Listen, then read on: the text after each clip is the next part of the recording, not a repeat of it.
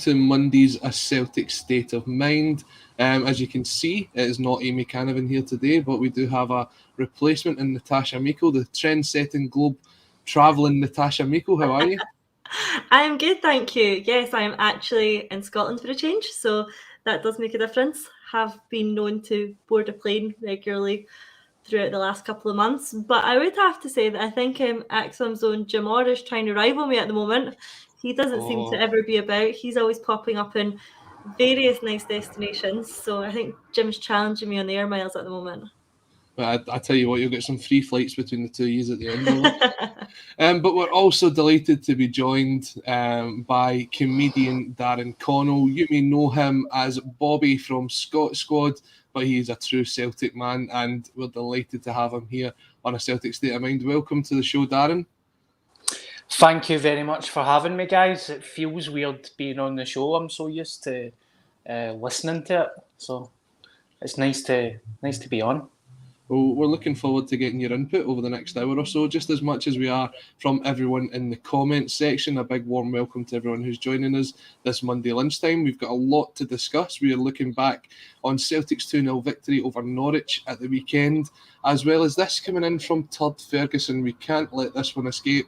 Man, I'm feeling old. 25 years ago today since we signed the King of Kings, Henrik Larsson. Natasha, it's making us feel old as well, but 25 years ago, 1997, July 25th, just to take you back, number one in the charts back then was Puff Daddy with Faith Evans and I'll Be Missing You.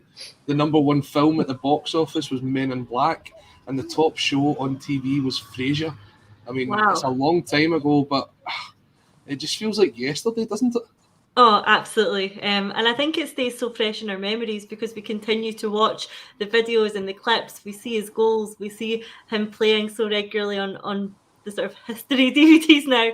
But yeah, he's one of the absolute greats, and it certainly doesn't feel like 25 years. It makes me feel too. And the crazy thing is we now have, a whole generation of Celtic fans who aren't that young, who never saw Henrik play. They never saw him play at Celtic Park. Of course, they'll have learned their history from their family and they'll have seen the videos. But there is now this whole new generation who never saw Larsson in person in a Celtic strip. And that's a bit crazy to me. It really is. But we were certainly lucky that we were able to see him play because he really is one of the greats. And Darren, obviously, there was that sort of nostalgia kicking around a couple of weeks ago when there was talks that his son Jordan Larsson might actually pull on the famous green and white hoops. But going back to Henrik, he was just one of a kind.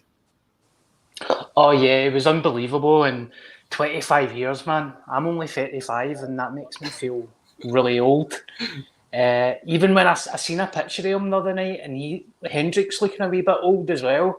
And you're like, God, always remember just him being a Celtic player. I always think of him wearing the hoops. And the fact that his son's like a player now is just mental. But Henrik Larsson in my lifetime has to probably be, it must be the best signing, I think. Even from a business point of view, with money and all that type of stuff, it must be the greatest that I can think of. Yeah, definitely in my lifetime, I'd have to agree with you. And then even going back to, do you remember, I say a couple of years ago, it must be about 5-6 years ago now, when he used to turn out for these charity games at Celtic Park and he would score a hat-trick and he'd still look the fittest player on the park, and you're thinking, you know what, maybe we could get another 6 months out of him here. He's always one of these ones, Natasha, that he did everything right. He sort of turned up at training. He was always fit. He was always back from injuries a lot quicker than anybody else. And do you know what? He's just the ultimate professional. Yeah, that's it. And even, when he left, he maintained that ultimate professional status, the manner in which he left, the manner in which he continued to go on about his career, but still talks so incredibly positively and warmly about the club, just kept our relationship with him going. And when you see him now and you listen to him now, it's still the same message. There's still that same affection there. The affection we have for him just seems to, be coming right back at us as well. And, talking about how it makes us feel old. Larsson's a granddad now, of course. Jordan Larsson is a father. So Henrik Larsson is in fact a granddad. And it feels like 2 minutes ago we were watching him score those goals for us at Celtic Park. So it really is mind-blowing how time flies. I remember my first Celtic game, and I spoke about it quite a few times on the channel. But it was Celtic versus Dundee United at the end of Kenny Dalglish's sort of temporary charge after we get rid of John Barnes. And it was a time when we were playing guys like John Kennedy and Mark Fotheringham. I think the average age of the team that day was about 17 or 18. And I always remember that Henrik was speaking with the Swedish manager, and it was just ahead of Euro 2000. And the Swedish manager said, if you can play 25 minutes of a game before the end of the season, I'll call you up for the squad. So Henrik came back from his leg break, obviously, against Lyon that year. And right enough, he played 25 minutes of the last game of the season against Dundee United, and that was enough to get him called up for the Euro 2000 squad. And that was the first time I got to see the fantastic man playing for Celtic. And when you think back on all the memories, I mean, it's not just the goals, it's the sort of the assists, it's the teamwork. I mean, I even remember right down to the commentary for the chip over Stefan Klos. That's like one of those iconic lines that you just never forget. And I don't think, Natasha, and I don't think in my lifetime I'll see anyone come as close to being world class at Celtic as Henrik Larsson. No, I can't imagine we ever will. That's the reality of it. And we've got to cherish the memories we had, because we're never having another Golden Boot winner at Celtic Park.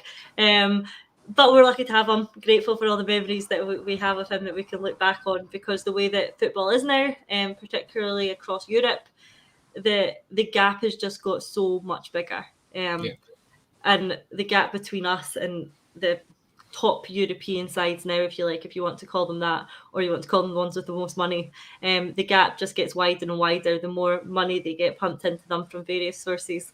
And it's not feasible, it's not realistic for Celtic to keep up with that. So we're not going to attract the best strikers in Europe, which, Henrik is one of them. So while we won't be able to attract that anymore, we can still attract very, very good strikers to Celtic, but we won't see another Henrik Larsson. No, I don't think so either. And we'll touch on some of the strikers that we do have and how they played at the weekend. But Darren, just before we move on, what would be your sort of lasting memory of Henrik at Celtic? I think it has to be... There's a couple of things. The UEFA Cup final, when he just seemed like the best player on the pitch. He kept us in it until the very last kind of moment. But I think it was his last game at Parkhead, just when he was walking around the pitch, and he was just getting scarves kind of rained down on him, and he was crying while giving an interview. We're saying we'll never get a striker like that at Celtic again. Maybe we will, but the fact that he gave so many years to Celtic, that will just never happen again. He gave the best of his career. Like Kyogo's world class, I think he might be that kind of level, but if he keeps playing the way that he's playing, I don't think he'll be here for long. And that's why Larsson is one of a kind. But I remember his last game at Parkhead and thinking, God, you won't realise what you've got until it's gone. And we've never really replaced that. That was unbelievable. Yeah, I think when you look back, I remember that game was live. Well, I say live, it was as live back on BBC Scotland during the lockdown. And just watching it again, it brought back the memories of being there that day. And I remember it was 2004. I was 6, 7, maybe. No. That I'm aging myself too young now. I was 11, and still then I had tears in my eyes. It was one of those moments where you just thought he's always going to be there. He's always going to be our Larsson. He's going to score the 100 goals a season that he always scores. But no, he went on and still had a great career, and it just showed you that even at the age when he left Celtic, he could still go to Barcelona. He could still go to Manchester United. He can still be up there with the greats, and definitely one of the best to ever put on the green and white hoops. So 25 years ago today since we signed him. It feels like a lifetime ago, but it also feels like it was only yesterday. So in the comments section, let us know your favourite memory of Henrik Larsson and his time in the hoops. Did you ever get the chance to meet him? What was he like in person? Did any of you get the chance to meet Henrik? No, I can't say I have. No? Darren, no? No, sadly, I haven't, which was a gutter. I don't think I've actually met any Celtic players. Well, that's a lie, actually, but aye. We'll get Peter back Grant, to that one. I've met him. Peter Grant. He was a good guy. Peter the Pointer. Okay, right. One last one then before we move on. If you did have the opportunity just to ask Henrik one question, what would you ask him, Natasha? Ooh, that's a difficult one. There's the usual, what was your favourite goal, what was your favourite game? But I think it'd be quite interesting to know whether he did ever have the opportunity to leave Celtic during his time there, and what was it about it that made him stay and give us the best part of his career. That'd be interesting. What about yourself, Darren? What would you ask him if you did? Just 1 minute, you're stuck in a lift with Henrik for 1 minute. What question would you ask him? I think I would ask him something similar. I'd say, I can understand why you came to Celtic, but why did you give the best years to the club? Because even as I love Celtic, like he could have went to play for Barcelona at any point. Yep. And probably won multiple Champions League medals. So I'd ask him that. I'd probably ask him if he's ever watched Scott Squad as well. Ask him who his favourite character is. I had to put that in. I'm so sorry. I hate my life. I think I'd maybe ask him how much he thinks he would be worth in today's transfer market. That would be a good one. But yeah, so 25 years since Henrik Larsson. Michael Ross comes in here to say, my ex-wife worked for KLM and often saw Henrik on flights. Says he was an absolute gent, very humble and a quiet family man. I think that's what most people that have met him would say to that. Here we go. Green Lichty says, met him in Perth when he had his leg in a sticky. Real gent. His minder was massive though. I'll leave that one to the imagination. And Peter McGee, says he gave us the magnificent 7 years and went on to play for Man United and Barca. What a genuine legend. Favourite memories, too many to list. And I think that is the thing. You would think back, the chip over Stefan Klos, the goals in that run to Seville, especially the one against Boa Vista, certainly lives long in the memory. But you could do a whole show on him. And I'm sure we probably will do at some point here on A Celtic State of Mind. But let's look ahead to the current team and look back to the game against Norwich on Saturday. A 2-0 victory for the boys in the final pre-season game before the league starts. Looking back at the team that started on Saturday, Natasha, do you think that'll be the team that lines up against Aberdeen next Sunday? It looks as if Ange has probably got his team pretty solid now. Yeah, I do, to be honest. And if it's not exact, then it'll certainly be very, very similar. Of course, the only change that you would more likely want to make would be Welsh for Starfelt, but I don't think Starfelt's going to be in a position to start at the weekend. I think he'll need slightly more rehab than that, although I don't think from Ange's comments that he's far away. One of the only really sort of key dilemmas I think Ange might have is probably at left back. Does he go with his new signing Bernabe, or does he stick with Greg Taylor? I think right now, for me, Bernabe's looking good. I think he's fitting into the system well. He's getting better every time I see him. But I think in terms of performances and consistency, I think Taylor is just slightly edging it over the course of the pre-season games. And I think he's probably the safer option. I think we see Ange almost agreeing with that, and the fact that he set up almost like a first-team squad at the weekend, and it was Taylor in at left back. I think over time, I think Bernabe will probably eclipse Taylor as the first choice left back. But I think he might need a little bit more experience, more game time, more training with the squad. So we'll probably see Taylor start on the opening day of the season. But otherwise, I'd imagine the squad to look very, very similar, if not identical to what we saw against Norwich. I think when you look at it at the minute, you've kind of got that situation where you have a really solid hand in Greg Taylor. You know he's someone who's not going to let you down. He's been playing really well over the last sort of 6 to 12 months. He's definitely developed, I'd say, as a player as well. And I thought he had a good 45 minutes at the weekend. I can't really remember the last time he put in a sort of poor performance for Celtic. So I think that allows Bernabe the chance to kind of grow into the Celtic shirt, because it will take him a bit of time to adapt to coming over here. It has obviously been impressive in the performances that he's had so far, what would he be like if you played the 90 minutes? I guess you really wouldn't know unless you played them. But it's not as if we're rushing to get him in. It's not as if we desperately need someone at left back. We do have someone that we can call upon at the minute. And I think that'll help him bed into it. Darren, looking back at the game on Saturday, was there anyone that really stood out for you with a performance? Maeda's goal was incredible. I think he showed that he was a special player last year, but I think maybe with just like getting used to a new team and moving a country and stuff, that they were just bedding in. I think this season's going to be really special for the new players that are in. He was brilliant. I think Abada's going to be really good as well. He seems to be flying under the radar. Not a lot of people are talking about him. I mean, I think he's only 20 years old. He scored quite a lot of goals last season. I think he's going to be. I think he's going to show himself for the talent that he is this season as well. I mean, everybody knows that he's amazing, but it's just everyone's talking about Kyogo and you know, all those guys. So I think Abada's going to be good. But that goal was, I know it's a friendly, but that goal was really, really good. It's made me excited for the season. It shows a lot of composure, and it's something that right up until maybe about a week ago, I don't think Maida had kind of got into his game in pre-season, definitely. There was times he was played in, was it against Rapid Vienna, and he put it over the bar a couple of times.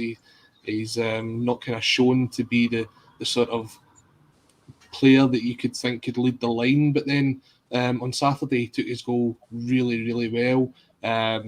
It was one of those finishes, you know, that if you're still in school you'd be back in Monday trying to replicate that one on the football pitch. I thought at the time Juranovic was slightly offside, but I think when you look back on it, it takes a touch off the Norwich player, so it plays him on. And then obviously a great cross and a great finish. And to be honest, I think when you look at the first half, Celtic certainly dominated the game. The only player that really stood out for me in the Norwich side, Natasha, I'd need to say, was Todd Cantwell. Absolutely. I think he's someone who's definitely far too good for the English Championship, but it just showed the dominance of Celtic to keep the likes of Timu Pukki very quiet. Yeah, no, I thought we were fantastic, and I actually thought it was very similar to the Blackburn game, and that we started really well. There was great intensity, there was great pace, really linking up well. It did fall away slightly, I think, with the sort of wholesale changes, but that's sort of to be expected. You know, that's fine for pre-season.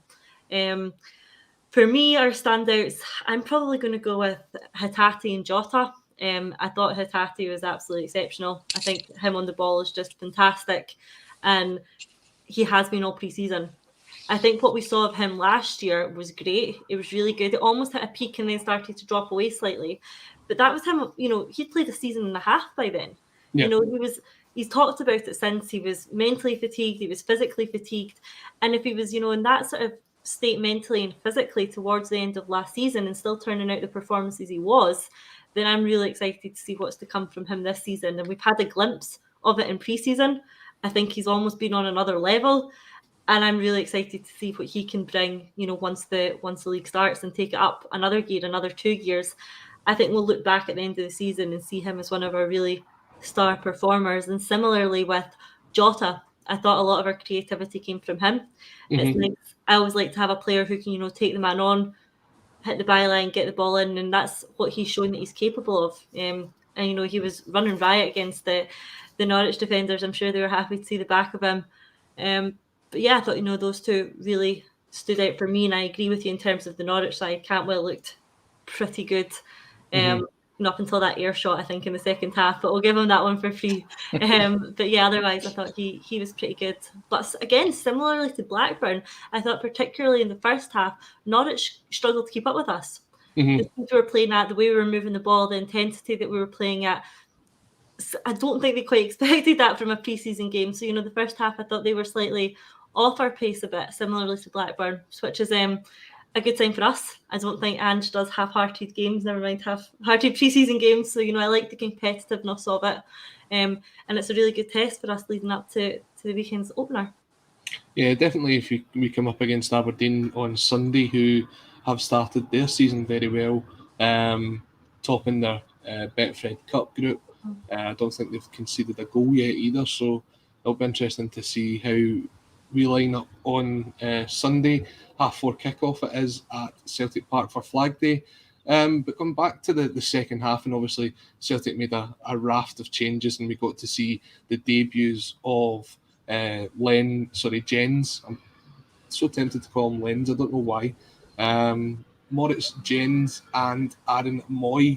And Darren, looking at the two of them, you could tell Jenz is the one that's definitely had the pre-season, whereas I think it will be a wee while yet before we see Moy playing a part in the Celtic squad. Yes, I also agree with what Natasha said about Taylor and Welsh. I could see them starting the first game, but as the season goes on, I could see the new guys taking their places just purely through fitness, and they just need to train more. I've got nothing against Taylor. I think he's a great player in Scotland, but I think we're trying to do better in Europe, and I don't think Taylor cuts it in Europe.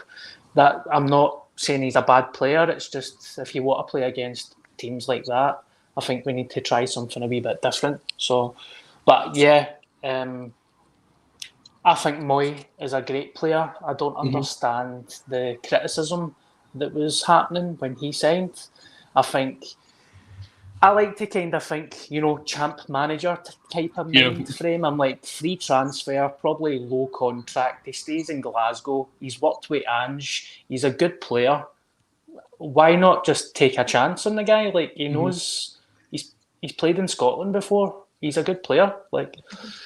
So just give him a pre-season and get him up to fitness. And I mean, if Callum McGregor's playing 60 games a season, obviously you can't maintain that. And I want him to play as long as possible. So if Moy can take 15 games or 20 games off him for a season, then I'm happy with that. Even if he's coming on for 30 minutes or something, I'm cool. I'm cool with that. It's one of those sort of low-risk signings with Moy, because you're not paying a big transfer fee, you're not paying huge wages either, and as you said, he's obviously got that experience of working beside Ange before. I think when he came on, you could see that he does have the quality. It was just that he definitely didn't have the pre-season behind him. There was almost the chance where he put one in the net, but I mean, that would have kind of put him on a right pedestal if he'd managed to score on his debut, especially when he looked as if he still needs a couple of weeks to get fit again. But speaking of the other signing, Moritz Jenz, we were told by some of the French journalists that this is someone who didn't look very comfortable on the ball, very good in the air, but could be a bit clumsy. That's not how it came across on Saturday, Natasha. He was someone who was looking to get on the ball, played some lovely long-range passes, and he looked as if he'd kind of already played a number of games for Celtic when he came on. Yeah, I thought it was a very assured debut. And yeah, completely the opposite. I think he looks very comfortable with the ball at his feet. I think he's the sort of defender that'll fit Ange's system well, and that he's comfortable with the ball at his feet, but also that he likes to move forward. We saw a couple of instances at the weekend of him, moving up the park with the ball, playing some nice passes. And like you said, Colin, he looked very comfortable. It didn't look like his debut. It looked like he'd already, spent a lot of time with the squad and the team. And for me, it was interesting when Ange did make all the changes round about the 60th minute. He left Cameron Carter-Vickers on while bringing Jenz on to see them play together for a bit. So I thought that was interesting because he was obviously wanting to see how that partnership works. And if Jenz is looking as settled and comfortable as he is, I just wonder if there's any inclination in Ange's mind that perhaps Jenz becomes the second choice for the game against Aberdeen on Sunday and comes in to partner Carter-Vickers, and Welsh drops to the bench. That will obviously depend on how things are looking in training, and he'll get to see a lot more of that than we do. But it was good to see how the partnership between him and Carter-Vickers was looking, and yeah, it looked pretty solid. So I'm certainly excited to see more of him and how he can develop, especially if Starfelt is still a couple of weeks away from being back to it, and then maybe needing a little bit more time than that for match sharpness. So Jenz is definitely one that I think is going to be a really good signing for us. And similarly, just coming back to what you guys are talking about, Aaron Moy.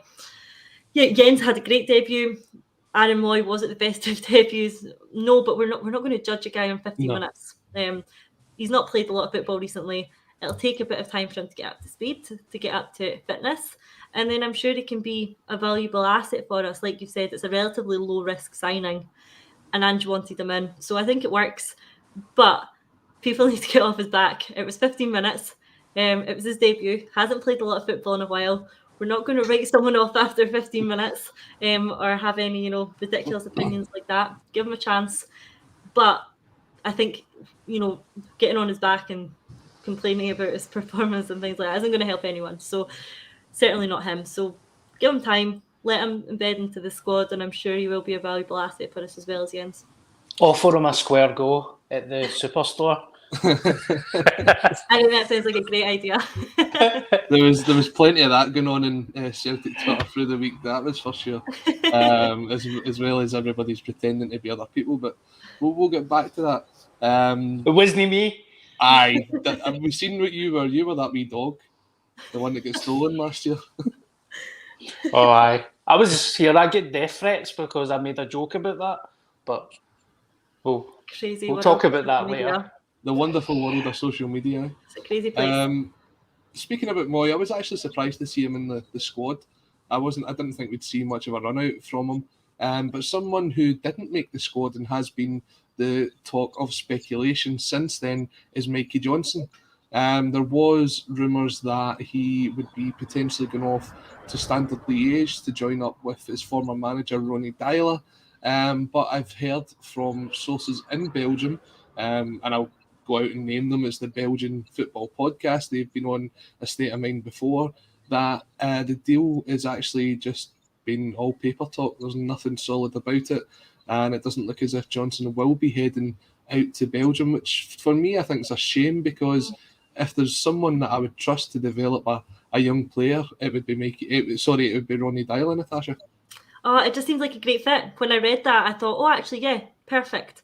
For me, Mikey Johnston really needs to play football this season. He's not particularly young anymore. Obviously he's a young man, but in terms of football aging, he's not a young player as such anymore. He needs to get minutes under his belt. He needs to try and sort of rejuvenate his career, and he can only do that by playing football. I think he's the sort of player who will thrive on confidence and will get better with game time. But if he's not getting that game time, that's going to hamper him. So it's absolutely, imperative for him that he gets game time. That isn't going to be at Celtic this season, unfortunately for him. We've got far too many players in the position that he plays in that are better than him. He's not going to come in and take the position of Jota. He's not going to take it off Abada. We've got Forrest, we've got Maeda, we've got Kyogo, who can all sort of play in that sort of position that he would like to play in. So he's not going to unseat any of these guys. So for his own career, and if he is ever to have a future Celtic career, then he needs to go out and find football. Where that's going to be is going to be tricky. He's got to pick the right option. There's no point in him going to a team who are defending constantly, because that's just not going to allow his natural ability to flourish. And when I read about the Ronnie Deila connection, I thought, that would be perfect for him. Unfortunate that doesn't look like it's going to happen, but he does need to find, for me, a team to go out to on loan to try and get those minutes under his belt if he is ever to come back to Celtic at some point in the future. You look at it, Darren, we're speaking about some of the players that Ange has managed to move on this summer, guys like Bolingoli, Barkas, and Mikey Johnston's probably one of the ones that probably quite a few Celtic fans wouldn't be that fussed if he was to depart the club. The ones that still think he has a future think that he needs to go out on loan, and that would have been the sort of perfect loan spell for him, the chance to go away to a new country, sort of develop his football. But if it isn't going to be there, it does need to be somewhere soon with the season starting. Yes, I mean, he needs something similar to Ryan Christie. He needs loaned out for a couple of seasons, and he just needs to play, like Natasha said. But I'm so behind Ange that if Ange was to sell him, even though I like him as a player and I want him to do well, I would also support that decision. Because when Ange let Dembele go, if that was maybe Ronnie Deila or Lennon that did that, I would have been annoyed. But I'm like, if Ange does it, then I support it. Like, let him just make that decision. If he loans him out for a couple of seasons, I'll support it. But if he also sells him, then It is what it is. He's been here long enough. He's like Natasha said, he's not a wee guy anymore. He's like 24 or something. It's the same with Welsh as well. I love Welsh, and he seems like a good player, but I think he needs loaned out this season as well. Mikey Johnston needs loaned out. Welsh needs loaned out, because we can't have these squad fillers that are not playing anymore or playing games. Like they need, if you're not good enough, then punt them. It's interesting you mentioned that about Stephen Welsh, because Anthony Joseph last night was once again coming in to say that there is teams looking to try and sign Stephen Welsh. I think it was an Italian team, was it? I can't remember Toulouse, which one. I think. French. Which one was it? Toulouse, maybe? Was it Toulouse? Sorry. Yeah. But I mean, you look at it, last year there was a Italian team, this year we've got a French team. So there is obviously quite a bit of interest in Stephen Welsh. Reading behind the scenes, it sounds as if he's a very good player in training. He's someone who Ange likes to have around. But I think Darren's right. I think if you look at the guys like Jenz coming in, Julian doesn't seem to be going anywhere, even though I think he would quite like to. Stafford and Cameron Carter-Vickers played a lot of games last season. Welsh does need to get that experience under his belt, because he can't just sort of sit on the bench and develop. You don't do that as a footballer. You have to be playing week in, week out, especially at his age. And if it is a loan deal, I think that would be something that would suit Celtic better, because I don't think they're in the position right now where they can, one, afford, not financially, but squad-wise, to sell him, and two, actually want to sell him, Natasha. Yeah, right now, given the way the squad is, I wouldn't let him go. Fully appreciate the argument that it would probably be better for his development to be playing more football somewhere. But right now, I think we need a deputy in every position. And, it looks like right now, Carter-Vickers and Starfelt are going to be our first two when they are fully fit. We've brought in Jenz, who gives us his first backup, but Welsh gives us our second backup, if you like, so that we've got cover for both of them. And I think we need 4 centre-halves we can rely on, and that's going to be those 4. I'm not sure what will happen with Julian, but it's clear that Ange prefers Welsh. We've sort of seen that from the way he sets his team up. So I don't really imagine the way the squad is right now that the club will have any intentions of letting Welsh go. I think they'd much rather prefer to secure a move for Julian. I'm sure they're working on that. We don't need 5 centre-halves, but we do certainly need 4. And I think Welsh makes up one of those 4. So I can't see them letting him go. Yeah, I think you're right. One last thing I'd like to touch on before we kind of move on and look ahead to the game against Aberdeen is the second goal from David Turnbull and the midfield in general. I think we spoke about Hatate. I think we spoke several times about Matt O'Reilly so far this season. But David Turnbull, now he's in his 3rd season at the club. Last season obviously had a bit of an injury concern. His first season he was both the young player and player of the year, mind you. That season's one that everyone will try and forget as soon as possible. But for me, I think David Turnbull, if he can keep his consistency up, playing alongside O'Reilly and Hatate, he's another Darren that could easily get 10, 15 goals a season for Celtic. And he just looks as if he's growing into that role time and time again. Yeah. I think he's another player that doesn't get spoke about enough. Similar to Abada, I think we just take him for granted. I think if he gets more game time, plays more games, it's the same thing I just said there. But I think he'll be like a regular Scotland starter, and I think he's not a diamond in the rough. He's a great player, and I think if he just plays more, he'll just be a great player, and that's all he needs is more game time. I mean, he seems to be getting better every time he plays. His passing's incredible. I think he's like a diamond in the rough version of Callum McGregor, I think. Mm-hmm. But yeah, I love David Turnbull. I think that's a great signing for Celtic. I think when you look at his performances in pre-season, Natasha, he's shown the ability that he does have. We were kind of speaking about, could he play that 10 role? Could he play the 8 role? He's played sort of both of those positions over the last couple of games, and the midfield seems to rotate because they've all got the ability to play in those positions.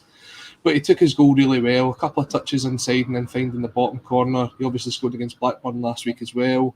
He is someone who's shown the sort of form that you want to see carrying on into the start of the season. Yeah, I mean, again, it's not a bad problem to have, is it? Having so many quality midfielders, and Turnbull is on that list. I think it's probably the area we're strongest as a squad is across the middle of the park. We've got, like you've touched on, we've got McGregor, O'Reilly, Hatate, there's Maeda, Abada, Jota, Turnbull, now Moy, there's still Adiguchi, there's McCarthy. We're so heavy in the middle of the park and real talent that it does mean that players as good as David Turnbull aren't going to make the starting 11 all the time. But we know that there's going to be a lot of football coming up. We know that once the Champions League kicks off, that's going to be a couple of games a week. There's going to be a lot of games before the break for the World Cup. So it's good to have that depth in the squad that we can afford to, rotate. We can afford to give players breaks, like Dan touched on. McGregor plays so many minutes. It might be nice for him to be able to get a break from time to time, and not because they're professional athletes, they don't particularly need breaks, but it's more just about the refresh as well. They've all spoken about that before. So the fact that we can keep that middle of the park, even the wings, the forward three rotational, is fantastic, and it's good that when we have our starting 11, the guys coming in to replace them, players like David Turnbull, players like Abada, they're still at such a high level that the quality of play doesn't actually drop off. So it's a really strong position to be in going into the season. Yeah, definitely. And we're going to get some of the comments coming in from YouTube just now. Paddy Laverty coming in saying, good to see Natasha's taking some time out from her jet setting to join us today. Thanks, Paddy. Nice to be here. Steve O'Mac coming in to say, all hail the king. Henrik is undoubtedly one of the greatest ever and in the running for a statue. I think if you were to put all the players that have played so well... Oh, I do apologise. Siren going off. Hopefully it's not for Colin. He's went on mute while he's waiting for that to pass, I'm sure. But the comment on the screen, we'll just talk about it ourselves. Henrik undoubtedly one of the greatest ever and in the running for a statue.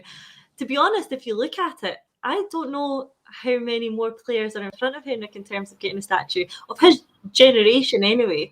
We've obviously got some of the older greats who are already up there in terms of statues. But if you're looking at, then coming down a level to, Henrik's generation and the squad that are playing around him, there's no one more deserving of a statue than Henrik. And I have absolutely no doubt that one day there will be a statue of him at Celtic Park. Yeah, I agree with you. That'd be cool. Yeah. I do apologise there. This is a part of the fun of living near the town centres. You get all the public services coming past. Private services probably soon, depending on how this country's going, but let's not get into politics. 35 degrees here in Portugal by the pool. See if it's not you, Natasha, it's somebody else in this comment section that's jetting off. I chose not to read that part out. I'm too jealous and I have absolutely no right to be jealous. But I somehow managed to be away, in Spain. And it was a heat wave in Glasgow. I think I'm probably the only person in history to have flown out of Glasgow and to land into Spain and actually be colder. So I've managed to miss the heat wave here, come back, and the rain is torrential. So I am very jealous of Steve-O in the 35 degrees in Portugal. One of those ones, Darren, when you normally step off a plane, you feel the heat coming in, and then you're going, oh, no, I need to throw a jumper on. Went to Spain to cool down, escaped the Glasgow heat. Drinking. I had COVID. I had COVID during the heat wave. Oh. So I was just like peeking through my curtains, looking at the sun like a goblin. And then when I recovered, it started to rain. So there we go. Talking about the luck, eh? Drink in hand and Acsom in the ears. It's great to hear, Steve-O. Lanky67, I was watching the David Turnbull rehab on here. Wow, worth a watch. It absolutely is worth a watch if you've not seen it before. Motherwell put together a fantastic documentary on David Turnbull when he had his failed signing for Celtic and he went away and basically had to have a career-saving operation. So definitely once you're finished here, go and check that one out. DPG comes in to agree with you, Darren. He reckons Abada's going to be outstanding this season. And Michael McDonald comes in to say, either I'm too high or that bloke in the top right looks like Robbie Williams. Have you ever had that one before? Yeah, but it normally starts off with a chubby Robbie Williams.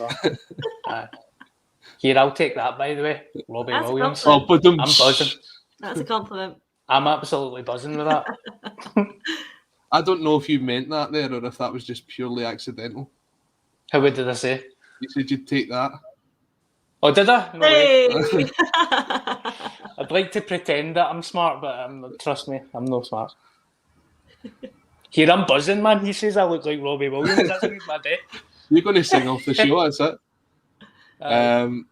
Barry McCormick saying, is that Bobby from Scottish Squad? It is indeed Bobby from Scottish Squad, or Darren Cornell, as Or he's Bobby probably Williams.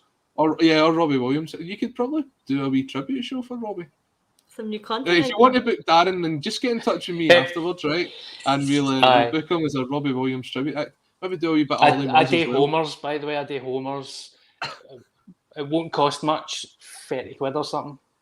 Doesn't even matter. Get him in your local supporters club to do a Robbie Williams tribute act. Or as Barry McCormick comes in to say, Bobby Williams. There we go. Darren, it's great having you on today, but for a lot of people out there, they know you as Bobby from Scottish Squad. Some people may have seen your tour, been to see your comedy act, but they might not know a lot about your Celtic supporting history. So take us back to your kind of earliest memories of Celtic and how you fell in love with the club. Do you know, my childhood was a bit of a strange one. I never really enjoyed football when I was a kid, and I think it had a lot to do with Celtic not being that good. But my dad was a coach for Celtic boys, and I used to go with him to the games all the time, and I just wasn't into it as a wee guy, and I liked wrestling and stuff. But when I started to really enjoy it was when Celtic stopped the 10, and I remember going to the street party with my mates, and it was mental. Like, I've never... Did you hear that in the background? No, you're good. I think I've got an Amazon delivery guy. So going to that street party was just mind-blowing, and I always remember, like, there was a Celtic club in Springburn that my dad used to take me to a certain time before I had to leave, and it was just like so positive, and everybody was so happy, and I was like, this is brilliant. But I think it was like round about, I kind of have memories of Johnny Collins, Simon Donnelly, obviously Paul McStay. I remember him missing the penalty against Rafe Rovers. Mm-hmm. And thinking, why would you want to support that team? They're not very good. But when Larsson came, I think when the 10 gets stopped, I think that's when I started becoming a real fan. Do you remember your first game? Do you know, I do, but I can't remember who it was against. My brother took me. I remember Simon Donnelly scoring a penalty, but I can't remember who it was against. You know, I definitely remember that, Natasha. Eh? He remembers every goal he scored. He's like Stato, isn't he? He pulled that for the bank. So Simon Donnelly scored, and that was it. From then onwards, it was Celtic was the team for you. Yeah, definitely. I feel like as I've got older, I love Celtic more. Obviously, like Larsson came, and then when Martin O'Neill get announced, I just remember my dad saying he's going to achieve good things at this club. I never knew anything about Martin O'Neill, but my dad was saying like Nottingham Forest and stuff. Mm-hmm. And I think that's when I became a full-time fan, because I just didn't enjoy football when I was younger. I had no interest in that whatsoever, but I grew into it. Too busy watching The Rock and Steve Austin. Aye. British Bulldog. So over the kind of time that you've been supporting Celtic, and obviously you've been working in the comedy scene and working as an actor as well, what's the kind of memories that you've got? Have you ever been like on set when Celtic's been playing and you've been like, somebody's got to tell me the score? Because I remember we had Kevin Maguire, who's a country music star, on here not too long ago, and he was touring with Rod Stewart. And I remember he told me that Rod Stewart was playing, I think he was playing the Hydro or something, the same night that Celtic were playing away to one of the European qualifiers. And Kevin was watching the game on his phone, and he says to him, no matter what it is, even if I'm in the middle of my biggest song, if Celtic score, you have to come to the side of the stage and tell me what the score is, because I need to know. So Celtic made it 3-0 or something, and he comes to the side of the stage. Rod stops singing whatever song he's singing, because the fans will join in anyway. Goes over, sees it's 3-0 and comes back, and he's like, right, back into the song again.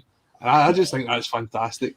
I mean, people's got a lot of different opinions on Rod Stewart, but that shows how much a Celtic fan he is. Has there ever been a time you've been either on stage or you've been recording something and you've been like, oh, I'm missing this big game? No, I'm not that famous. I'm a couple of gigs a week. I remember years ago, it was Celtic beat Rangers at Parkhead. It was 2-1. I think Gary Hooper scored the first goal. God, it was years ago. I think Youth was playing for Rangers. Mm-hmm. And I went to the game with my dad that day. And I was also skint. I think I put like £7 on Gary Hooper first goal when Celtic 2-1, and I got something like £300 back or something. And I don't know if you remember the game that day, but the game was incredible. And I was gigging that night. So I'm like at Parkhead during the day with my dad, like crying tears of joy. Also won a bet that Pilters like helped me with money. And I went and did the gig that night, and I was just like so giddy. I think I spoke about it on stage. I wasn't even talking about it as a joke. I was just saying, "Oh, I've had an amazing day." But I just memories like that are just that was a good memory, man. So in terms of kind of your career and comedy and stuff like that, is there anyone that you've sort of worked alongside that's surprised you that they were a Celtic fan as well? No, really. I mean, one thing I have noticed is most stand-up comedians are Celtic fans, to be honest. I was gigging with Susie McCabe at the Stand last night, and she's a good Celtic fan. Also a very, very funny stand-up comedian. I think she's probably on the brink of being the next big thing out of Scotland. And she's a Hoops supporter, so there we go. But nobody really surprises me. I think I read somewhere that Peter Capaldi's a Celtic fan. I just thought that's pretty cool. Doctor Who's a Tim. I've no worked with him though. You think about it, Natasha. It's all these sort of big names. It's obviously Darren mentioned Peter Capaldi. You've got Lewis Capaldi as well, who's a massive Celtic fan. You've got like some Martin Compston and everyone, the ones that have turned up before. But it just shows you where you think Celtic just goes beyond, and it's got such a worldwide reach that it's just incredible to think where we started to where we are now. Everyone that's listening to this podcast as well, this podcast goes out on so many different countries. I don't know how they understand my accent for a start, but it's just, you forget that we're not just a club from Glasgow. It's such a worldwide reach. Yeah, I think that's great. I really like that. I think a lot of people can resonate with the club, its origins, where it started, where it is now, its values, its beliefs. A lot of people all around the world can resonate with that. Which is nice, and I think we all know it from being abroad, being on holiday across far-flung destinations, and it's very rare that you don't see someone with a Celtic top on, which is great. And obviously the people you've touched on, the famous Celtic fans, if you like, flying the flag for Celtic throughout their careers in the countries that they perform in and the platforms that they have. Yeah, it's fantastic. You love to see our club's name getting out there. Anything you would like to ask Darren about his career, Natasha? I'm interested to know what got you into it. When did you discover that you're funny? Or have you always been funny, and is it just been a natural progression into making that a career for you? Well, I've said this a few times in interviews. I always wanted to be an actor, but I never really knew where to go or how to do it. So I went and did TV production and sound recording at college, and I hated it. I found out that I was dyslexic. See, when it comes to things that I'm not interested in, I find it very hard to pay attention. So I was in this class, I just hated it, and I just was a class clown. I started being a class clown. I mean, I was always a class clown in school, in primary school and stuff, but in college, a guy walked up to me in the class and he was like, "That mate, you should do stand-up comedy." And I was just like, "Wait, how do I do stand-up comedy?" And he's like, "There's comedy clubs. All you need to do is write 5 minutes." And it just blew my mind. I was like, I can't believe I could actually go and do stand-up comedy. So that planted a seed, and I started going to the stand as a punter. And obviously, I've loved comedy my whole life, like Shooting Stars, Vic and Bob. I love old school comedy, like the Marx Brothers. So John Candy. So I've always loved movies, and the fact that that guy said that to me, it opened a door to to go into that world. And I found out about things like open mic nights, and very much started it off as a hobby. Like, I was just a trolley boy in Asda, since I left school, and started doing a couple of open mic nights. And then I entered a competition one night in a whim. I went down on my birthday one night, and the compere, I never even entered it. The compere was like, "Can you let him join?" I was just there for a few beers, and I ended up getting into the final. And getting to the final just instantly gave me 200 gigs within the next year. And it was just a chain of events that I remember one day I was like, I could probably step away from being a trolley boy now, because this is getting, being a trolley boy is getting in the way. And then I just decided that I'm like, yeah, I can do this. I can do this as a job. And here you are now. Brilliant. I love that. Robbie Williams. Here I'm still buzzing with that, by the way. I'm putting that on my Tinder bio. I'm not even going to put anything. I'm just going to put Robbie Williams. That's it. And just picturing me like that. That's all it takes. If somebody says you could do stand-up comedy and someone in here says you could be Robbie Williams, that's it. You never know. I see. It's so weird. I never knew you could get stand-up comedy clubs in Scotland. I was just young and naive.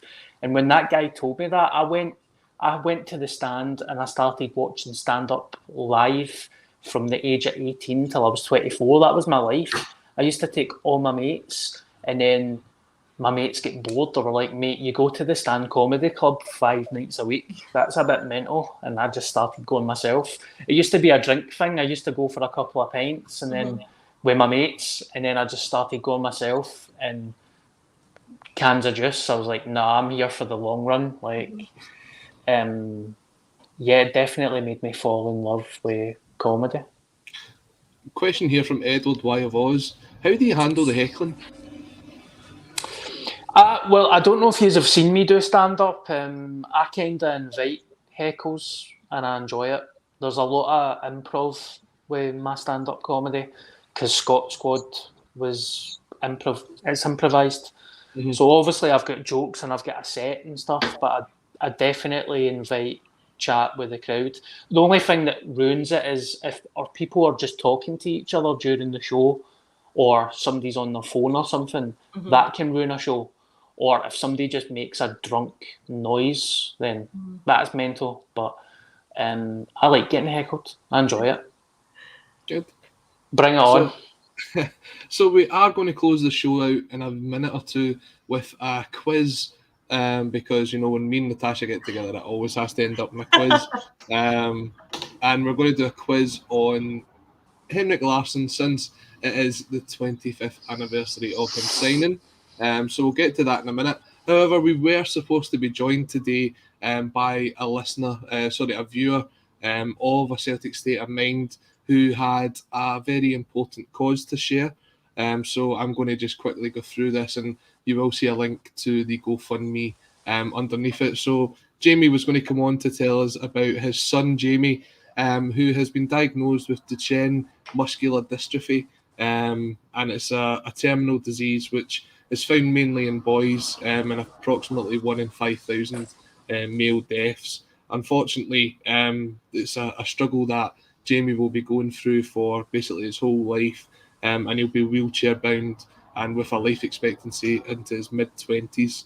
Unfortunately, there is no cure, but his family are trying to raise as much money as possible for all the treatments that will be coming up, because not a lot of this is available on the NHS. They will have to go to places like America for this treatment. So if you do, and I know it's very difficult in this time with the cost of living crisis, but if anyone is able to donate, then there will be a link to Jamie's GoFundMe. It's horrible to think of what's going to happen to the wee guy, but as a fellow Celtic fan, I'm sure the Celtic family will come together to raise as much money for Jamie, and hopefully we'll get him here on the show in the near future. So that'll be on the link to this podcast, and it'll be on, if you're listening on audio, it'll be on the description as well. So all the best to Jamie and his family. We'll hopefully get them back on. But we're going to round off today with the quiz. Now, Darren, as the special guest today, and we know Natasha's got a habit of cheating. I need to interrupt there. You know I am. Don't muted. So, because Natasha's got a history, we're going to let you choose whether you want to go first or second, Darren. I'll go first, and also see a note about the GoFundMe that you were talking about. Yep. See if you want to tweet me that and stuff. I'll share that on my social media, mate. Absolutely, we'll do. And share it all stuff. So we'll make sure that we do that after this. Okay. Thank you very much. I'll go first. So Darren is going to go first. So your first question, Darren, and it's 5 questions each. So we'll see who comes out on top. What was the name of Henrik's first senior team in Sweden? Oh my God, man.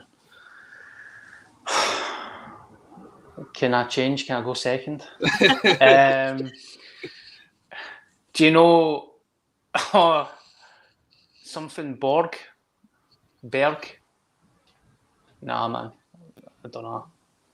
Natasha, I was in the red group. I'm so sorry. Is it pass over? Yeah, I'll pass it over. Is it Helsingborg? No, it's not. Was there one before that sounds very similar? Do you know, I thought Darren was going to get it. It was Hogaborgs. I was close. You were close there. I put myself down there, by the way. I shouldn't have put myself down there. I was very close. Exactly. So, Natasha, here's your chance to take the lead. Okay. In which year did Henrik win his first international cap for Sweden? Ooh. By the way, just whilst Natasha's answering this, we are very sorry about the bots that's in the chat today. There's nothing that we can do about it. Please do not click on the links. There's every chance you'll get more viruses than COVID-19. Back to when Henrik got his first cap, I would go... It was before he came to us. So it was more than 25 years ago. So let's go roughly 30 years ago. Let's go... I'm caught between 92 and 93, something like that. I'll go 93. Henrik Larsson got his first cap for Sweden in 1993. Oh! 1-0 to Natasha. Who did he play for? What team was he at? That would have been when he was at Helsingborg. That would have been Helsingborg, yeah. Mm-hmm. Yeah. And then he went on to win the bronze medal at the 94 World Cup. There you go. So, Darren, here's your chance to equalise. Which Hibs player did Henrik pass the ball to on his Celtic debut, leading to the winning goal for Hibs? Was it Chick Charnley? Chick Charnley, it was. 1 each. I'm actually sweating, man. I'm so nervous. I thought I was going to get that wrong there. Me and Colin are well used to battling this out. It got used to it very competitive on a Friday night, I'll tell you. And the accusations of cheating are very much at Colin Watt's door, I'll tell you that. Natasha, I have the ability to meet you again, and I will. Okay, it's up to you. This is your chance to go 2-1 in front. In the 2000-2001 season, Henrik Larsson broke Celtic's goal scoring records for the most goals in a season. How many did he get? Oh no. It was more than 30. Are we talking about league season or in all competitions? All competitions. Ooh. Then it was more than 50, right? 52. So close, it was 53. No! 53. So it's 1-1 after 2 questions. This is getting close. I like this. Darren, your chance to take the lead. Which Scottish side did Henrik score the most goals against in his time at Celtic? He scored 30 goals over his Celtic career against them. Oh. Right, this is going to be a wild guess. I would say St Mirren. It's not St Mirren. Natasha, do you have a guess at it? Yeah, I'll go for something like Hibs. It wasn't Hibs, it was Dunfermline. Oh, okay. Dunfermline. 30 goals against Dunfermline. Natasha, your chance to go in front.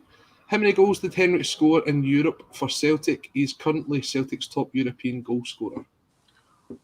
Oof. I don't know.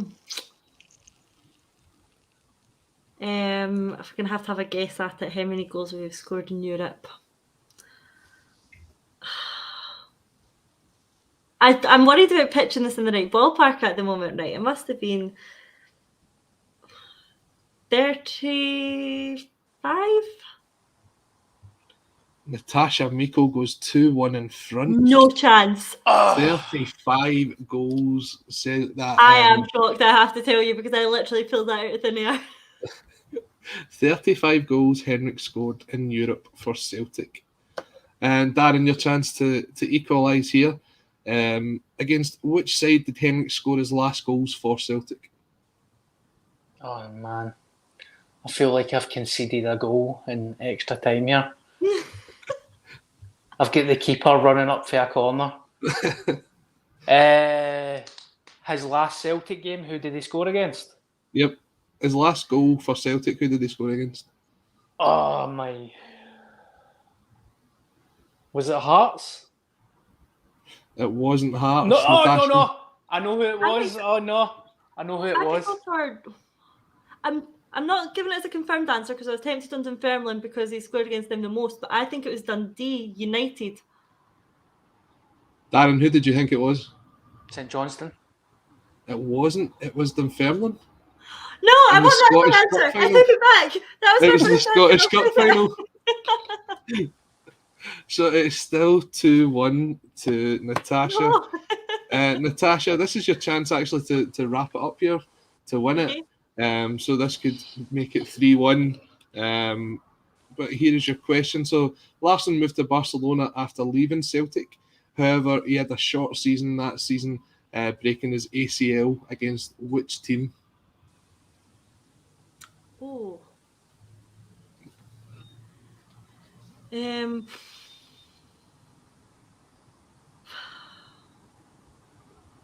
don't know, I might have to throw this over, but I don't want to give Dad no win. I don't know. Which team?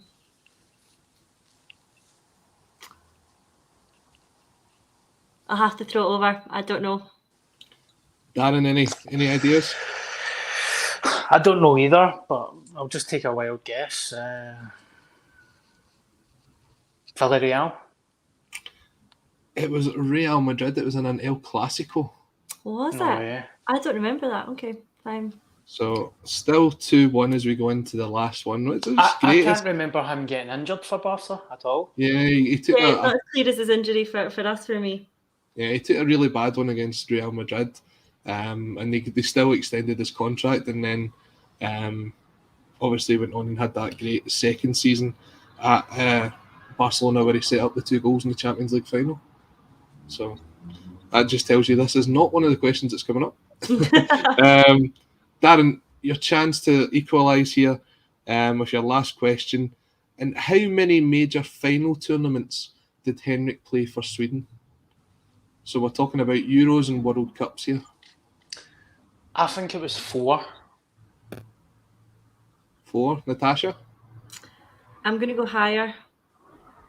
I think it was 6.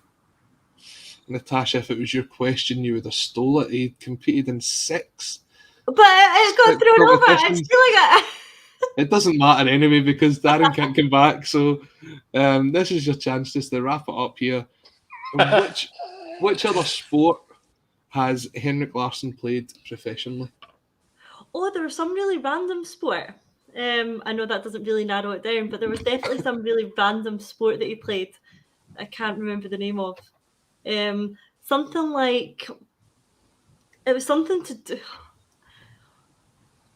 It was something like with a ball, but I don't know what it was. It was something really random. So it like was like football or something like that, but it wasn't. Darren, any ideas? I'm not getting another one wrong. I've humility. I've already embarrassed myself enough.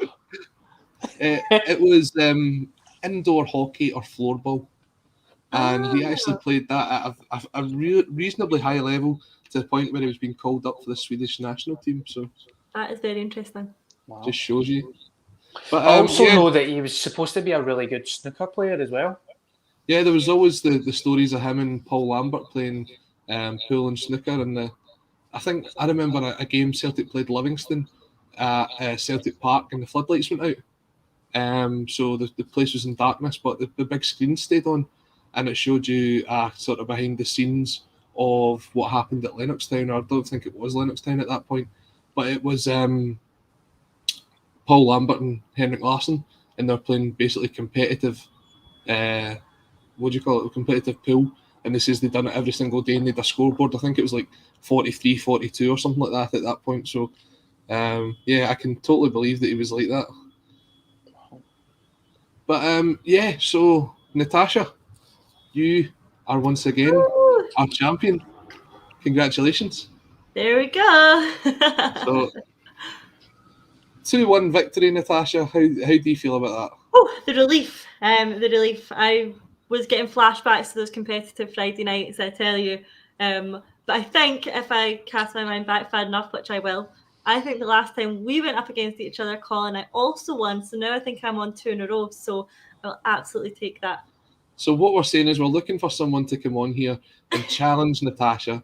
That's going to be our new segment. It's going to be called Challenge Natasha. A bit like Challenge Annika back in the day. And we're going to see how long you can hold on to the Acsom quiz title. I think I'm just going to go and book another holiday. That's me out. I'm not surprised at that either, to be perfectly honest. But I'm humble in defeat. Well done. Congratulations. Thank you. But thank you very much to everyone who has joined us here today on A Celtic State of Mind.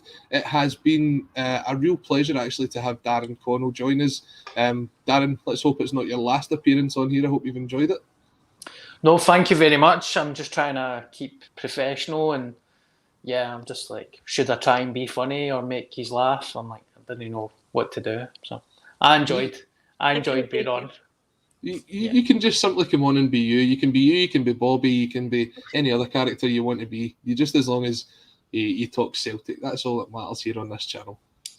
Well, it was a pleasure coming on, and it's a great show, by the way. Quenches the first of my need for Celtic during pre-season when there's no games on. So well done, guys. Thank you. Yep, Natasha, thank you once again for joining us. We'll be back tomorrow at 12:30 for another episode of A Celtic State of Mind. Let's see what happens in the world of Celtic in the next 24 hours. Until then, everyone, stay safe, take care, and as always, a massive hail, hail.